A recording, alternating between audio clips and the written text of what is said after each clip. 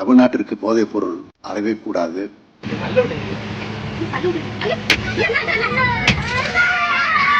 போதைப் பொருள் இல்லாத தமிழ்நாட்டை உருவாக்குவோம். தனியார் பள்ளி பேருந்தை வழிமறித்த போதையில் இருந்ததாக கூறப்படும் 3 பேர் பேருந்தின் கண்ணாடியை கல்வீசி தாக்கிய நிலையில் பேருந்துக்குள் இருந்த மாணவர்கள் அலறிய வீடியோ வெளியாகியுள்ளது. பெண் ஆசிரியர்களை ஆபாசமாக பேசிய அந்த கும்பல் முன்பக்க வைப்பரையும் வளைத்து சேதப்படுத்தியது. போதைப் பொருள் இல்லாத தமிழ்நாட்டை உருவாக்குவோம்.